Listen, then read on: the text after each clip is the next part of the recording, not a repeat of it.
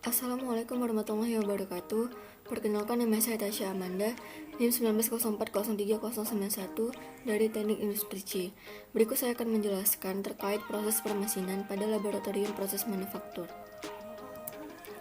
Yang pertama ada proses bubut. Prinsip kerja pembubutan. Mesin bubut adalah suatu jenis mesin perkakas yang dapat digunakan untuk membentuk benda kerja yang berbentuk silindris dengan prinsip gerakan utamanya adalah perputaran benda kerja dan gerak makan oleh alat potong baik secara melintang maupun membujur terhadap benda kerja tersebut. Prinsip kerja mesin bubut pada gerakan berputar atau rotasi benda kerja inilah yang menyebabkan terjadinya penyayatan terhadap benda kerja oleh alat potong atau cutting tool yang biasanya disebut dengan istilah pahat. Komponen pada mesin pembubutan dan fungsinya. Yang pertama ada kepala tetap atau headstock. Pada bagian kepala tetap ini terdapat poros spindle mesin yang memiliki fungsi sebagai dudukan cekam atau cak. Jadi saat poros spindle ini berputar, maka cekam otomatis juga akan ikut berputar. Yang kedua ada motor penggerak. Bagian motor penggerak ini bisa dijumpai di bawah gearbox atau kepala tetap. Adapun fungsinya mengubah energi listrik menjadi energi mekanik untuk menggerakkan semua komponen yang ada. Yang ketiga ada tuas atau handle.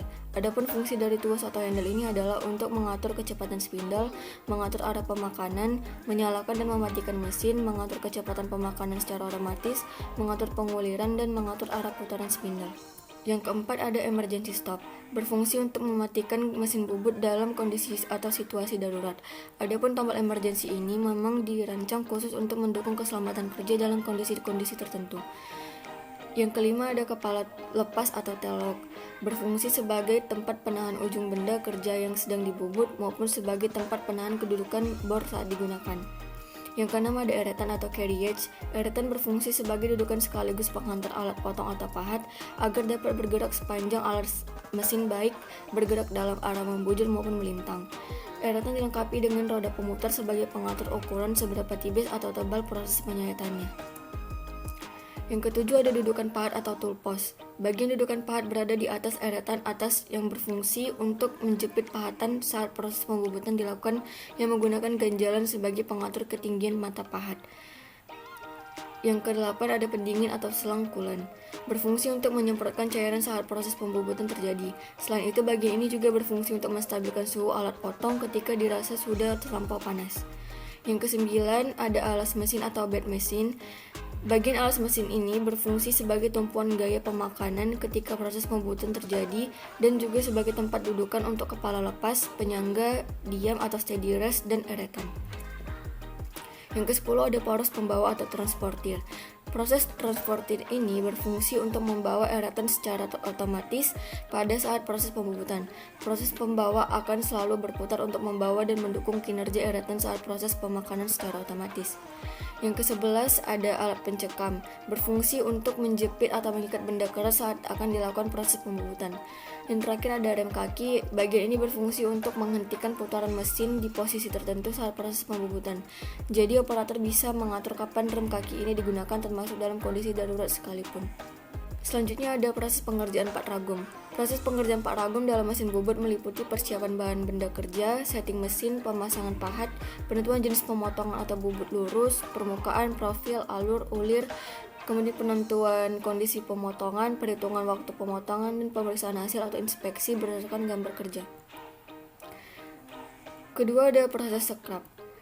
Prinsip kerja scrap. Mesin scrap adalah mesin yang digunakan untuk pengerjaan permukaan yang meliputi bidang-bidang datar, bidang menyiku saling tegak lurus, bidang alur buntu dan tembus, bidang bertingkat, dan bidang bersudut.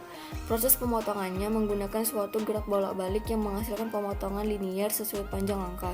Mesin scrap mempunyai gerakan yaitu bendanya relatif diam, sedangkan mata potongnya bergerak linier. Mesin scrap menghasilkan permukaan-permukaan yang datar. Hal ini dicapai oleh pahat yang bergerak horizontal ke depan dengan benda kerja di bawahnya tegak lurus. Benda kerja tetap diam pada waktu pahat menyayat dan berpindah pada langkah balik pahat. Maka penyelesaian akhir tergantung pada bentuk pahat, kecepatan pahat atau tergantung pada jenis logam yang disekrap dan penerapan cairan pendingin yang tepat. Komponen mesin scrap dan fungsinya. Yang pertama ada badan mesin, berfungsi sebagai tempat seluruh bagian mesin, mekanik penggerak dan tuas pengatur. Yang kedua ada meja mesin, berfungsi sebagai tempat dudukan benda kerja atau penjepit benda kerja.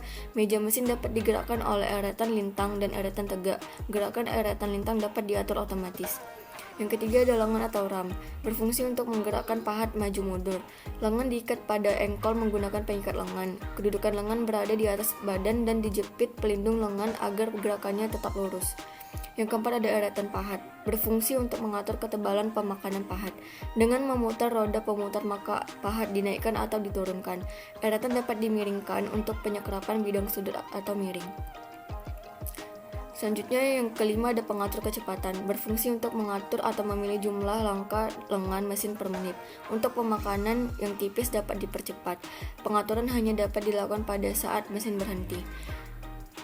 Yang keenam ada tuas panjang langkah, berfungsi mengatur panjang pendeknya langkah pahat atau lengan, disesuaikan dengan panjang benda yang disekrap. Pengaturan ini dilakukan dengan cara memutar tab ke arah kanan atau kiri. Yang ketujuh ada tuas posisi pahat. Tuas ini terletak pada lengan mesin, berfungsi untuk mengatur kedudukan pahat terhadap benda kerja. Pengaturan posisi pahat dapat dilakukan setelah mengendorkan pengikat lengan. Yang terakhir ada tuas pengatur gerakan otomatis meja melintang. Untuk menyekrap secara otomatis dibutuhkan pengaturan panjang engkol yang dapat mengubah gerakan putar mesin pada roda gigi menjadi gerakan lurus meja. Dengan demikian, meja dapat melakukan gerakan ingsutan atau feeding. Proses pengerjaan part ragum. Proses pengerjaan part ragum pada mesin sekrap meliputi benda kerja diikat atau dijepit pada ragum, kemudian mengatur tuas langkah depan pada mesin sekrap, mengatur kecepatan yang digunakan pada proses sekrap, mengatur tuas langkah belakang pada mesin sekrap, mengatur handle otomatis arah kiri, maka meja bergerak ke kanan, menekan engkol untuk menggerakkan mesin sekrap, kemudian mesin menyayat menggunakan pahat yang bergerak lurus maju mundur, gerakan maju untuk menyayat dan gerakan mundur tanpa penyayatan. Proses sekrap selesai dan dilakukan inspeksi. Yang ketiga ada kerja bangku. Prinsip kerja drilling. Pengoboran atau drilling adalah suatu proses pengerjaan pemotongan menggunakan matabar atau twist drill untuk menghasilkan lubang yang bulat pada material logam maupun non-logam yang masih pejal atau material yang sudah berlubang. Prinsip kerja mesin bor adalah penggerak mesin berupa motor listrik yang dapat memutarkan poros dengan sabuk pemutar atau belt. Poros berputar di dalam rumah pipa atau drill sleeve yang mana dapat digerakkan ke atas dan ke bawah dengan bantuan roda gigi dan balok bergigi. Roda gigi berputar dengan tuas pemutar yang menghasilkan tekanan pemakan bagi alat potongnya. Prinsip kerja bangku. Kerja bangku adalah pekerjaan perkakas tangan yang digunakan untuk melakukan pembentukan, perbaikan dan perakitan yang sesuai dengan masing-masing fungsi peralatan tangan dengan mesin dan semua pekerjaan dilakukan di atas meja kerja atau workbench. Kerja bangku meliputi pekerjaan yang bisa atau dapat dilakukan di atas meja, contohnya menyikir, mengetap, menggerindra, melukis, menandai, menggergaji, menekuk, mengebor, dan pekerjaan merakit serta finishing. Macam-macam kerja bangku. Yang pertama ada menyikir, merupakan kegiatan menyayat atau mengikis benda kerja sehingga benda kerja mencapai bentuk dan ukuran yang diinginkan. Hasil sayatan atau kikisan berupa gram-gram lembut. Yang kedua ada memahat, merupakan kegiatan mengurangi volume atau menyayat suatu benda padat secara drastis. Selain untuk menyayat, pemahatan juga digunakan untuk memotong benda padat. Yang ketiga ada menggergaji, merupakan kegiatan memotong benda padat menjadi beberapa bagian atau ukuran yang diinginkan. Penggergajian dilakukan dengan perkakas yang disebut dengan gergaji atau saw. Yang keempat ada menggambar, merupakan kegiatan memberi tanda atau menggores suatu bentuk pada benda kerja. Kegiatan ini selalu dilakukan sebelum memotong suatu benda. Alat yang dapat digunakan untuk menggambar antara lain penggores, penitik, mistar, pensil, kapur, dan lain-lain. Yang kelima ada menekuk, merupakan kegiatan yang digunakan untuk merubah bentuk benda kerja sesuai dengan yang diinginkan. Dan yang terakhir ada mengebor, merupakan